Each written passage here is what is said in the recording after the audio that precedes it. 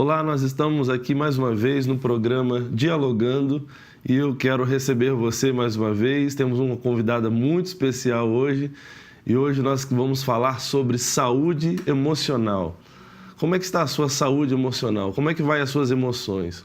As circunstâncias, as dificuldades, as crises que acontecem no dia a dia têm influenciado o seu ânimo, o seu sentimento, sua forma de pensar, de agir, seu comportamento com as pessoas? Como é que está o seu desenvolvimento no trabalho, nos estudos? Tem diminuído em função das circunstâncias que acontecem no dia a dia?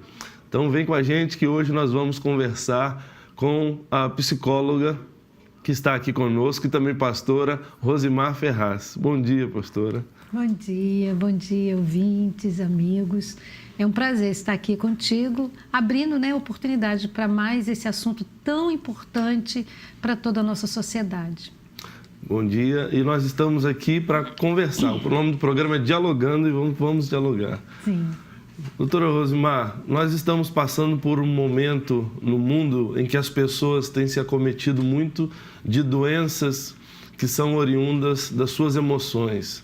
Muitas vezes situações que não resolvidas, mágoas não declaradas, situações do emocional como rancor e ódio que vai se mantendo no coração e depois se desenvolve no corpo físico, como não houve uma expressão do ser para que ele pudesse ser liberto dessas coisas, então ele começa a surgir nele mesmo sintomas ou doenças que vêm até mesmo ocasionar trabalhos sérios, situações sérias. No mundo atual, de tanta informação, de tantas crises, como superar esse tipo de situação? Como não manter esse tipo de sentimento que pode originar em doenças tão tristes, tão graves? O nome disso nós chamamos de somatização. É quando o corpo resolve gritar quando a boca se fecha. Comer emoções negativas é muito ruim, né? Porque a boca tem um poder muito grande. E nós acostumamos, muitas vezes a teclar, a falar de muitas coisas com os dedos, mas não falamos com a boca, com a emoção. Achar um lugar onde nós podemos falar abertamente, um lugar seguro, é muito importante. Então, buscar ajuda é extremamente fundamental, seja ajuda médica, medicamentosa, seja ajuda terapêutica, seja um aconselhamento, seja com um amigo mais maduro, é fundamental nesse momento. Agora, entender, que nós não podemos esperar os sinais desse corpo, não esperar esse corpo gritar por socorro, mas prevenir. Existem formas de prevenir a doença e doença emocional. E a busca desse equilíbrio tem sido o nosso desafio, através da nossa profissão, através do ministério, através dos grupos que temos montado com mulheres, porque vemos a incidência desses fatores mais sobre as mulheres. Então, estar trazendo a conscientização de que é possível prevenir, por que não prevenir antes de esperar o sintoma aparecer?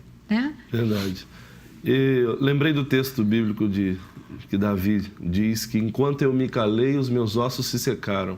Realmente o não falar, a situação de se prender, de se guardar, é que gera determinadas situações tão difíceis de onde poderia ser, pelo menos aliviado, no falar, no compartilhar com alguém.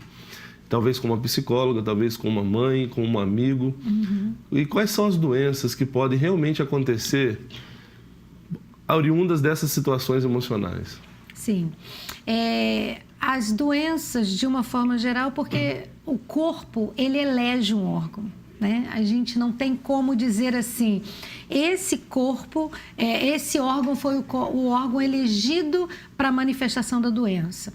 O que nós vemos, a maior incidência na clínica que aparece para nós, são as depressões. E aí nós vemos os distúrbios no sono, as dificuldades na vida sexual do casal. Nós vemos a questão da TPM. A TPM está ganhando um glamour maior do que a questão orgânica. Quando a pessoa vem para a clínica e nós começamos a trabalhar essa questão do emocional, da resiliência, de saber lidar com a frustração, a gente vê que a TPM ela perde essa força toda, porque a medicação começa a surtir efeito e ela não tem essa responsabilidade que muitas vezes damos. Ah, tudo é culpa da TPM. E não é. Então eu vejo que a depressão hoje, para mim, ela está em primeiro lugar na questão da manifestação da falta de equilíbrio emocional. A saúde emocional, ela reflete nessa questão temperamental. E é uma falta de energia, uma perda de alegria pela vida. E a pessoa vai se aquietando, ela vai se isolando. E a rede social é uma porta aberta para isso, né? Eu tenho mulheres que hoje manifestam sintomas de dependência em jogos. Ficaram dependentes, a solidão primeiro começou com a depressão, a solidão, e ela viu no jogo, na rede social, a forma dela se isolar desse mundo, né? Então veio como uma dependência de jogo, uma compulsão pelo jogo, primeiro como uma brincadeira, depois jogos valendo dinheiro, e a busca foi para sair desse quadro, quando na verdade o que tinha por trás era uma depressão. E ela se justificava porque tinha sim amigos, muitos amigos, mas eram amigos virtuais. Ou seja, o contato físico foi se perdendo. Então, nós temos um grupo de psicólogos no CPPC que discute e fala sobre temáticas como essa. Como ajudar esse sujeito em sofrimento que posta fotos maravilhosas, mas está num deserto, né? Verdade. Enquanto a família, muitas vezes os pais estão trabalhando e às vezes trabalham diuturnamente. Quando vão visualizar os filhos já chegaram a casa, já tomaram banho, já estão dormindo. E o pai ou a mãe vai lá, dá um beijo na testa, não deu para ver e às vezes só consegue ver o filho no fim de semana. Quais são as dificuldades que se apresentam hoje na família pela falta de qualidade de tempo, ou um tempo de qualidade do pai para com o filho, ou dos filhos para com o pai? O que isso pode gerar para a criança no futuro, por exemplo? Num seminário que nós damos Paz para Toda a Vida, isso é um tema que nós trazemos com muita frequência. Por quê? O pai diz, mas eu estou buscando o melhor para o meu filho, quando eu trabalho muito, eu tenho 2 turnos para dar o melhor estudo, as melhores roupas, mas eu digo sempre para ele, a melhor herança para os teus filhos é o teu tempo com qualidade. Se não pode durante a semana, que seja aos finais de semana, né? Que o seu filho saiba que você passou pela cama dele ao ir para o trabalho, né? Eu conto a história de um homem que não tinha tempo para estar com os filhos, mas antes de trabalhar todos os dias ele ia lá, dava um nó no lençol de cada filho. E um dia interpelado na escola, por que ele nunca ia à reunião da escola, e se os filhos não sentiam falta da presença desse pai, ele disse não. Porque todos os dias os meus filhos sabem que eu passei pela vida dele quando eu deixo um nozinho na ponta do lençol. Eu não sei qual o nó que você pode deixar no lençol do seu filho, mas é preciso que esse filho saiba que você está ali, que você está presente, que você desligou os eletrônicos no final de semana e sentou com eles à mesa para fazer uma refeição, que você foi comer pipoca com seu filho, que você ouviu a sua esposa e pôde orientá-la na educação desse filho. O pai pode ser presente via mãe. A mãe não pode ser educadora sozinha. Se ele não pode estar lá presente, ela pode ser a voz desse pai em casa. Então, esse reflexo nós vemos na escola, nós vemos na busca por amigos inconvenientes na rua, nós vemos isso no déficit escolar e vemos isso nos abusos emocionais na relação dessa criança quando ela se torna adolescente e adulto. Então, é importante nós sermos preparados para ser pai nessa geração. Muitas crianças hoje, Rosimar, elas passam por situações dificílimas de não conseguem administrar emocionalmente as coisas que acontecem na sua própria vida. Por exemplo, muitas crianças em tenra idade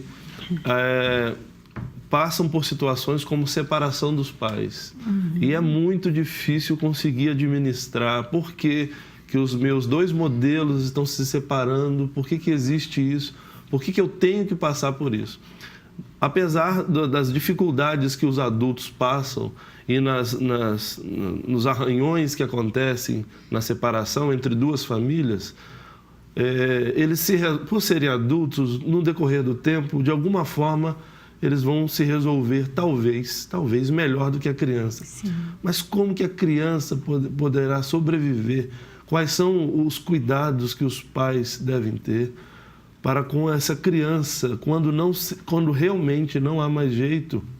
Na verdade, a Bíblia diz que sempre tem um jeito, né? Sim, e a gente crê nisso. Mas quando as pessoas entendem, por seu próprio conhecimento e entendimento, que não tem mais jeito, o que fazer com as crianças? Como administrar aquele coração? O mais importante é o diálogo verdadeiro com a criança. Não deixe a criança deduzir. Porque, por ser muito fantasiosa, a criança atribui e traz para si a responsabilidade da separação.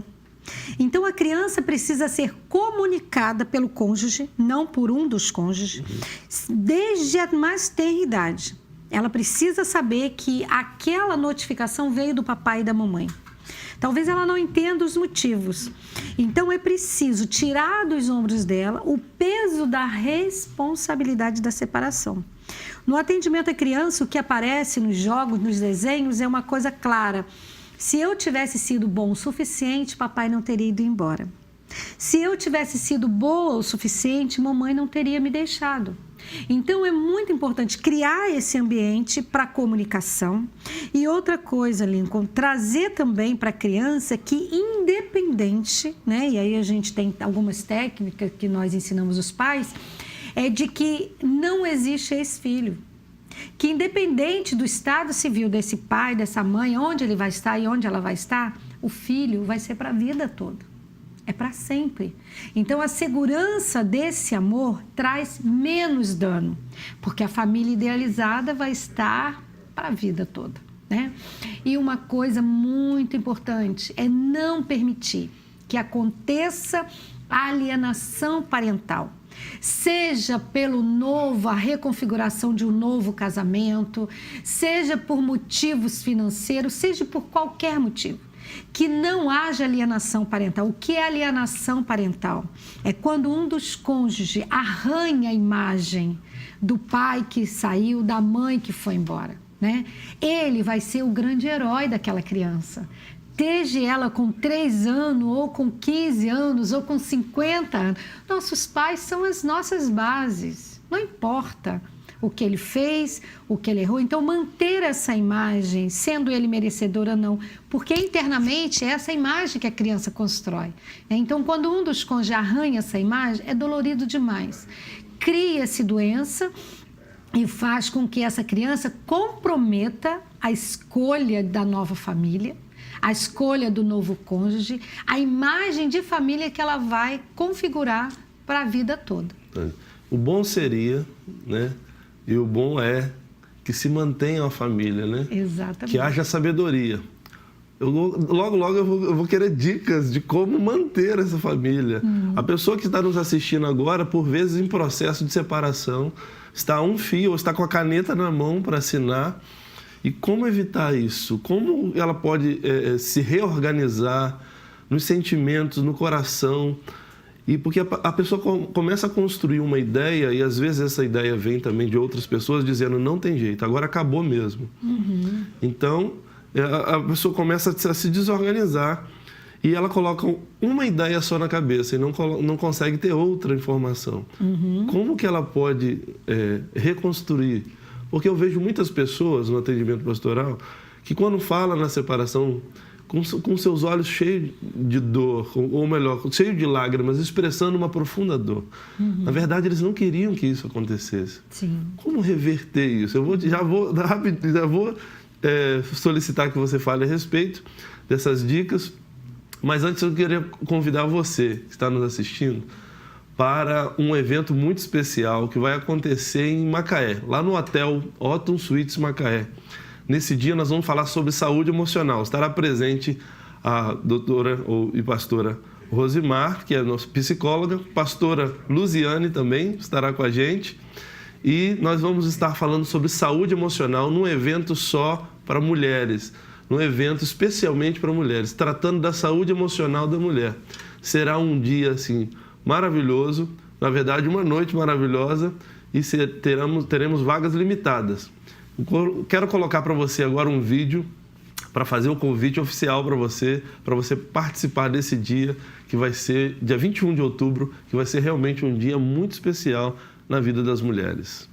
Roda aí. Olá, aqui é a pastora Luziane Castro e venho através deste áudio te convidar para participar do primeiro workshop Mulher Virtuosa Liderança Emocional.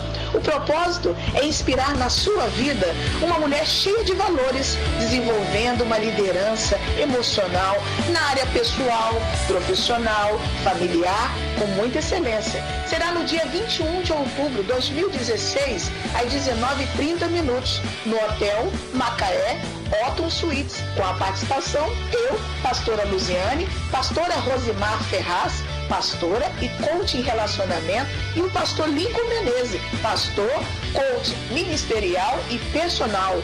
Venha participar conosco e brindar uma vida cheia de excelência.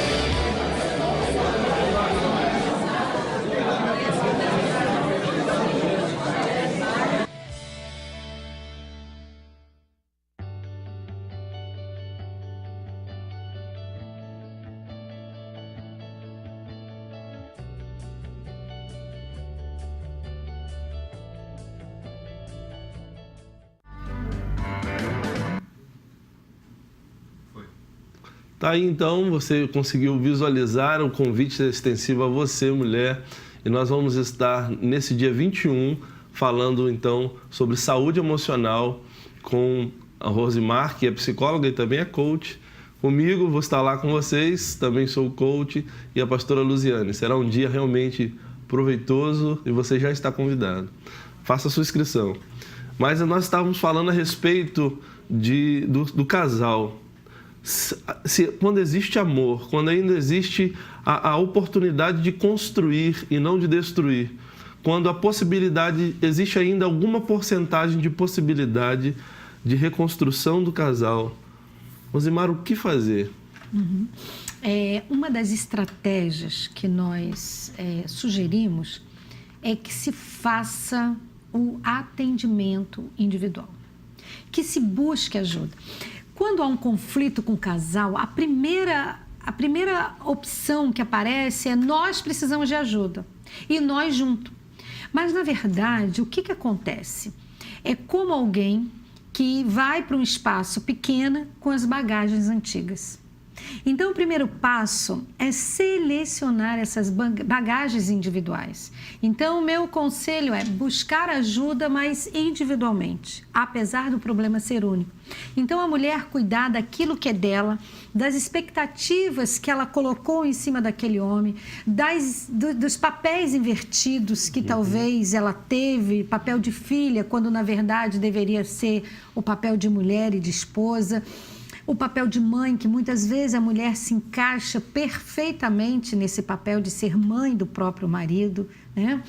E o marido também, da mesma forma, buscar ajuda separado para lidar com as frustrações dele, com as expectativas que ele colocou nesse casamento. Fazendo esse atendimento individual, voltar ao atendimento junto e trazer nesse momento, né, o dano que os filhos terão. Porque quando nós casamos, nós fazemos aquela idealização, eu vou casar para ser feliz. Muito difícil, né? A nossa felicidade não pode estar na mão do outro. A nossa felicidade tem que estar na nossa própria mão. E é isso que a gente precisa trabalhar também individualmente com esse casal. E colocar que o sofrimento para administrar essa separação é muito maior do que o sofrimento de administrar a má convivência. Então, é possível separar essas bagagens que às vezes vêm da vida de solteiro e a gente tem pena, mas vai que eu vá precisar disso aqui futuramente. E nós vamos acumulando, e essas bagagens entenda-se como sentimentos. Expectativa, a minha mãe fazia desse jeito, ela vai fazer, aí chega, ela não faz. Então, administrar isso e jogar esse lixo emocional fora é muito importante. Então, buscar ajuda, seja de pastores, de amigos mais maduros, de profissionais específicos e até ajuda médica, né? Nós vemos casais se separando na meia-idade. Por quê? Porque não suporta as crises hormonais, não suporta as crises do envelhecimento e acha que trocar de família é a solução, quando na verdade não é isso. Então, aprender a lidar com aquilo que o outro não suporta, né? Nós temos que sair dessa visão romântica, né, de que foram felizes para sempre. E felicidade não é nada mais, nada menos do que saber administrar as crises diárias. Se você administrou sua crise de hoje, você é feliz, né? E você vai ganhar força para superar e vencer as crises do dia seguinte. Muito bem. Você falou a respeito da meia-idade ou da terceira idade. E como administrar as situações, né, na área nessa questão de meia-idade. Muitas vezes a pessoa chega naquela idade e ela acha que a vida se acabou. Uhum. A gente já falou de criança, de casal, né? Da família, a gente está em torno dessas pessoas, né? Da família, e como que às vezes a pessoa chega na meia-idade um pouco negativa demais, ela começa a olhar o mundo com uma visão ou coloca uma lente muito negativa e tudo que ela enxerga é o contrário. Ela pensa que a vida acabou, né? É só esperar a morte quando tem muito a se fazer. O que fazer, né, quando chega realmente essa idade? Como se projetar, como viver o melhor da vida na terceira idade. O mais importante é trabalhar a motivação, né? E perceber que a frustração ela se instala de uma forma muito perversa nessa idade. Por quê? Porque às vezes é o momento da aposentadoria e não uma aposentadoria digna, né? No nosso país nós não temos uma aposentadoria digna que dá para a pessoa usufruir de uma forma digna essa aposentadoria, e é possibilitar a ressignificação dessa idade. Rever numa escala de valores o que eu fiz, o que eu faço e o que eu ainda posso fazer. Na verdade, a terceira idade muitas vezes não nos permite ressignificar o que ainda pode ser feito. O que eu faço com o conhecimento que eu adquiri até agora? O quanto eu faço para fazer o melhor na sociedade que eu estou inserida, né? E muitas vezes pensamos, eu estou envelhecendo, então eu quero ser servido. Na verdade, nós estamos aqui para servir o tempo todo. Passamos a nossa vida servindo a família, os filhos, criamos netos, vemos os netos criados, os filhos. E agora, o que acabou, não tem mais o que fazer? Não, existe muita coisa a fazer. Então, a gente tem que voltar o olhar agora ao entorno, à comunidade, onde eu estou inserido. Com o meu saber, eu tenho muito que oferecer. Então, aí entra uma coisa muito legal que eu gosto muito de trabalhar, que é a arte-terapia. Né? É formar grupos comunitários e criar a possibilidade de, através da arte, né, aprender uma oficina, uma profissão, né? Mulheres que hoje olham o artesanato não mais como aquela tarefa de quem não tem o que fazer, mas quem consegue colocar arte, né? Eu tinha um grupo que nós fazíamos pequenos trabalhos em retalhos e aqueles retalhos depois eram costurados entre si, eram feitos em crochê, pequenos quadradinhos, e cada uma trazia o seu quadradinho pronto numa sessão e nós costurávamos aqueles quadradinhos. Só que não era apenas quadradinhos, aqueles quadradinhos vinham cheios de significado enquanto elas repassavam a vida tecendo os quadradinhos de crochê. E aí, quando nós montávamos um quadradinho, não era mais a minha história, era a sua história inserida na minha. E aquilo tudo se recosturava e nós víamos uma linda colcha de retalho tão colorida, tão multifacetada, tão carregada de história, de ressignificado. E nós chegávamos à conclusão de que nós somos parte de um corpo. e precisamos um do outro. Muito bom. Né? E aquela comunidade de mulheres de 60, 65 anos pôde encontrar significado. O grupo acabou enquanto instituição, mas ele perseverou e deu continuidade na comunidade, na associação de moradores. Então, a arte também é uma via que a gente pode estar trabalhando, a arte corporal através da atividade física, que é muito bom para superar e conseguir o equilíbrio emocional na terceira idade, seja através de artesanato, seja através da própria criatividade interna que cada uma traz. Contar história também é uma possibilidade. Que bacana. Né? Existe uma infinidade de coisas. Muito bom. Eu estava aqui lembrando quando você falava, nós estamos chegando já aos minutos finais, Sim. mas numa passagem bíblica, quando Jesus estava andando para ir atender uma pessoa que solicitou, o nome dele era Jairo, solicitou que Jesus curasse a sua filha. Quando Jesus estava indo, a caminho da sua casa, uma mulher tocou nas suas vestes, é um texto muito famoso, as pessoas conhecem, e quando a mulher tocou nas suas vestes, ela foi curada. E Jesus, indo para aquela casa que tinha uma situação de emergência, ele parou e disse: alguém me tocou. E olhando para aquela mulher, ela foi curada e ela começou a contar toda a história. E Jesus parou para ouvir toda a história. O que eu queria frisar nesse momento é que Jesus ele para ouvir a história, mesmo tendo um caso urgente.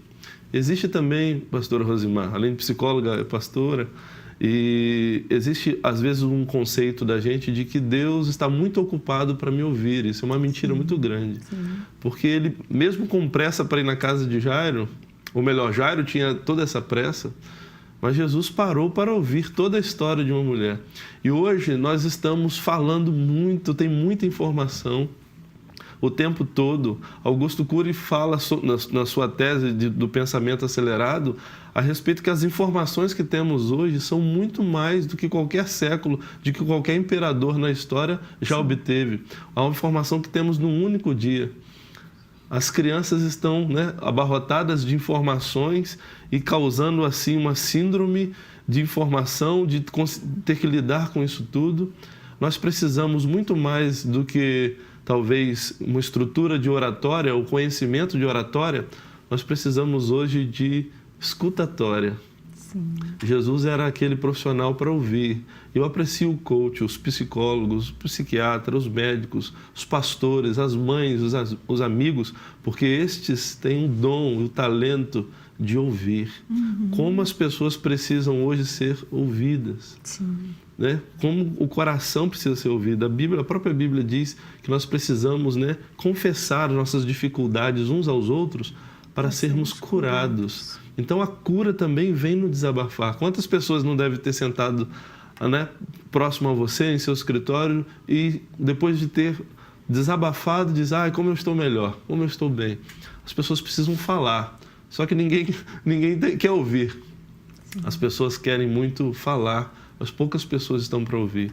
E eu queria destinar nessa última parte isso. Jesus Cristo é aquela pessoa que sempre ouviu a pessoa. E quando a pessoa não falava nada, ele evocava dela uma palavra ou uma oração dizendo: o que queres que eu te faça? Sim.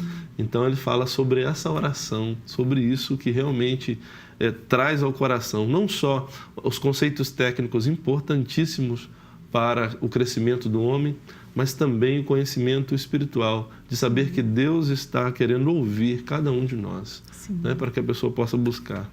Querida, nós estamos chegando ao final. Eu quero agradecer muito. Imagina. Foi muito bom o bate-papo aqui com a pastora Rosimar, psicóloga e coach. Sim. Eu queria agradecer você pela sua participação. O prazer foi meu. Você era convidado outras vezes para estar com a gente. E a você que está conosco, muito obrigado por participar do programa Dialogando. Nós queremos agradecer a sua presença aqui, o seu tempo. Que Deus te abençoe. Até a próxima sexta-feira, se Deus quiser. Tchau.